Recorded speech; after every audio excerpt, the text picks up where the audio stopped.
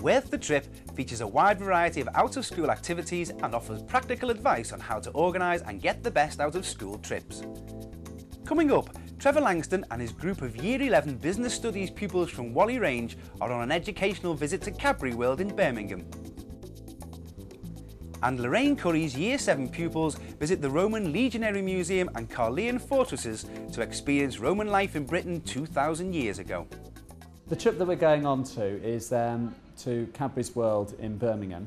It's part of an assignment that the students have to do as part of their GNVQ Intermediate in Business.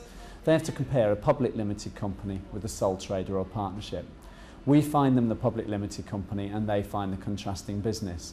We've chosen this company because it makes something and because it makes something that the students enjoy. So they've got a bit of an interest in it already, and it's good for them to conceptualise because it's a manufacturing business.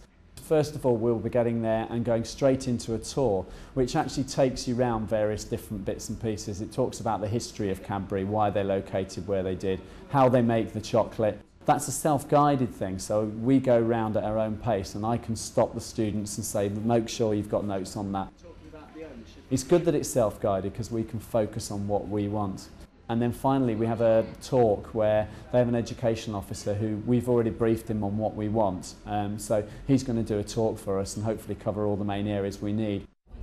Organising a trip's a bit of a nightmare, and it's very easy to be put off from doing it because first of all obviously you've got to organise with the company and they've got quite a long lead time, so we had to get this done before the summer holidays or else we wouldn't have been able to get in probably before Christmas.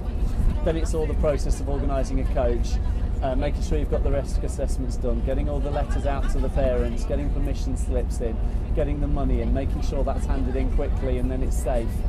My involvement with the trips is that I try to coordinate and arrange most of the trips, and last year in our department we managed to get 49 events organised within business.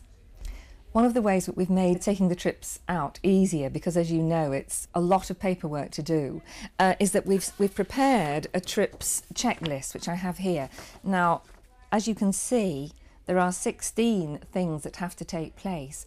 So what we do by putting all this, first a nice simple checklist, but we've put as many of the standard forms as possible onto the shared drive so that the letters that will go with the trips are all prepared and they only have to change the dates and the cost of the trip and so on. And by doing that it makes it less daunting. All the risk assessment forms are already on the shared drive.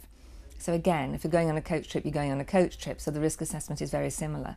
One thing that we do, because we do so many trips, we use the same coach firms and we negotiate deals with them. So that is one way that we can try to minimise the cost.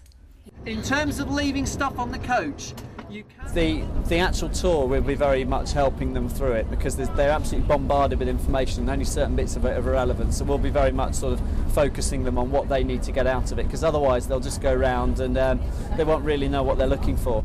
The talk this afternoon obviously will be very much them leading it, but even then at the end we'll be making sure that there's any follow-up questions are asked that we know fill in the gaps. So we're constantly thinking, right, they need this, this and this, but they've missed that out, so we must make sure we ask supplementary questions. So no, it's quite an active one for us today. You've got to find out some more information about ownership, all about them being a public limited company, and there's some questions there. They've got hang on, questions. hang on.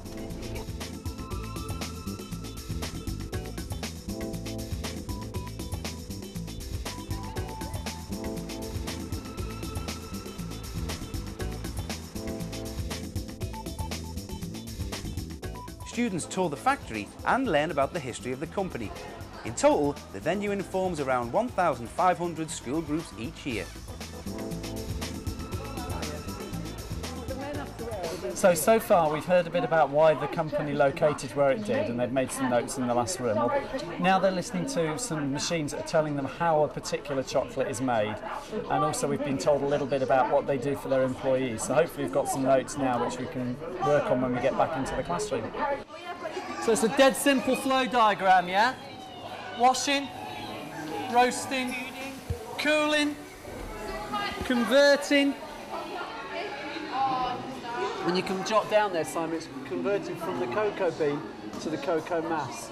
Okay? So converting from cocoa bean into the cocoa mass. The best thing is the fact that it's broken up so differently. They've watched videos, they've had a chance to interact, they've actually made a little bit of chocolate. We've eaten some, they've eaten some. So it always, they remember it. You know, when we get back to the classroom, they'll remember, do you remember when you made that? Do you remember when you ate that? So it just brings it to life, and all just the colour and everything, it summarises it really well. And I get to eat lots of chocolate. Girls, I'm worried that you lot haven't made any notes on how that works. Have you? Yeah. So you can describe how a Cadbury's cream egg is made? Yeah. Okay, as long as you have, I'm happy. Don't forget the moulding. Moulding, very important process, okay? And the wrapping, obviously. Okay? So you're going to feel sick when you eat that. I know. The trip is key to the pupils' knowledge of the subject, and the experience will help with their assignment. It's different to like a classroom, because in a classroom you just sat there, but when you're doing it and you're seeing for yourself, it helps you to learn. It's more like physical instead of just writing it down. It helps the assignment because you don't learn a lot whilst you're in the classroom. You find it better when you're out there and you find out how it works and how everything works, and you find out the history and everything, so it's better. Students never make as many notes as I hope they would, but when we get back and I consolidate it all, I'm sure it'll all come back to them. So yeah, I think it went well. Students seem to enjoy themselves on the whole. Similar business studies trips are available around the country. The business information provision at Newcastle Libraries shows students how to source company information such as articles, data and financial reports. Greggs in Manchester invites students to see how it prepares the food for its sandwich and pie shops.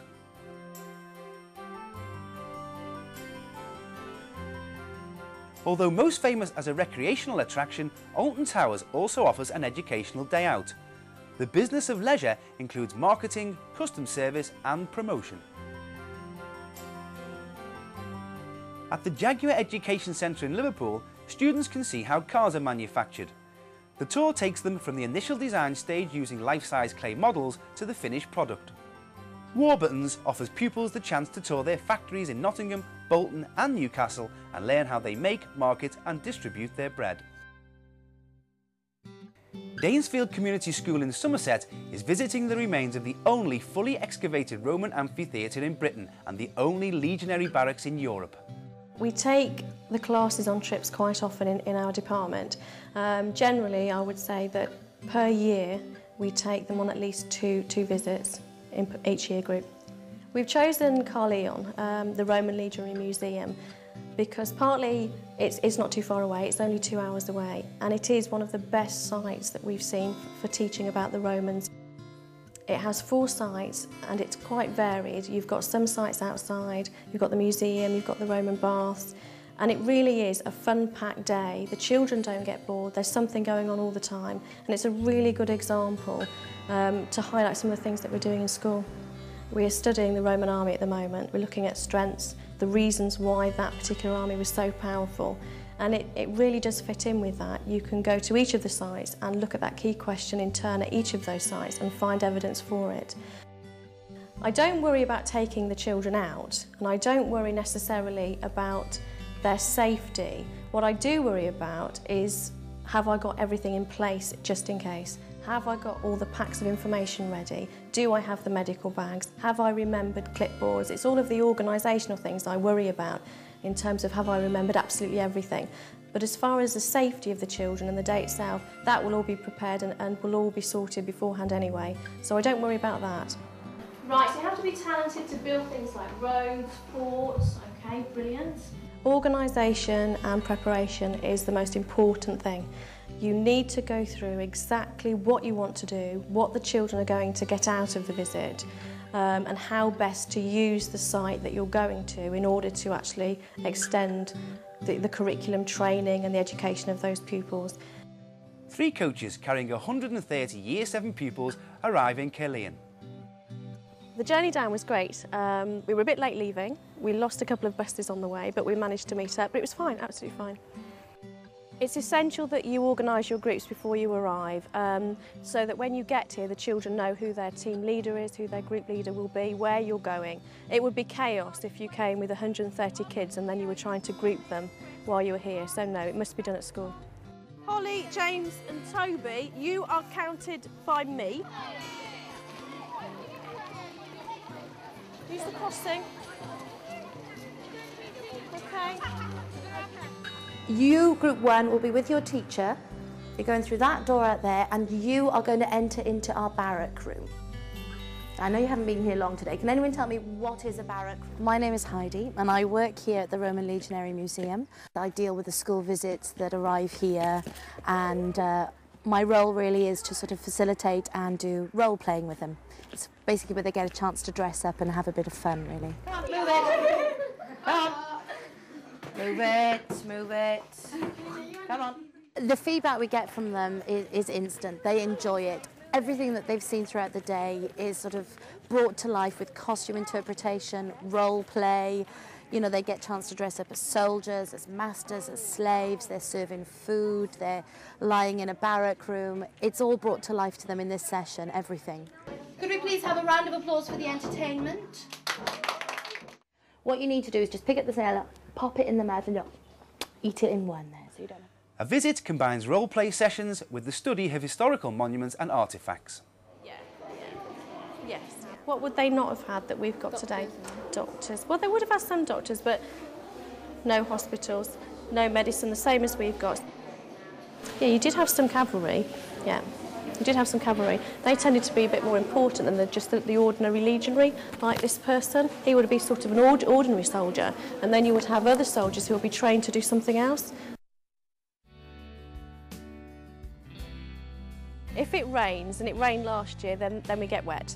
If it's really bad, then we can perhaps spend longer in the inside areas. But generally, we're only outside for half the day, and if we get wet, we get wet. The pupils explore what was once a thriving civilian and military settlement.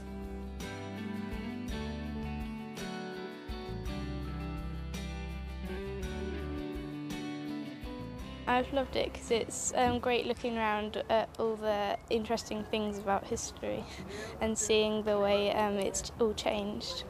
Reading about it, you don't get the full picture and stuff like that, but when you actually go to the places you can see what they did and you can see the actual size of it and all the detail. The trip was really good today. They got loads out of it. They've had a thoroughly good day, and they've learned an awful lot which we can actually take back to the classroom. Here are some examples of history trips available across the country. Eden Camp in York transports the pupils of all ages back to life in wartime Britain. The exhibits reconstruct the sounds, smells and spirits of the Second World War. The Imperial War Museum in Salford covers many conflicts from the First World War to the Cold War.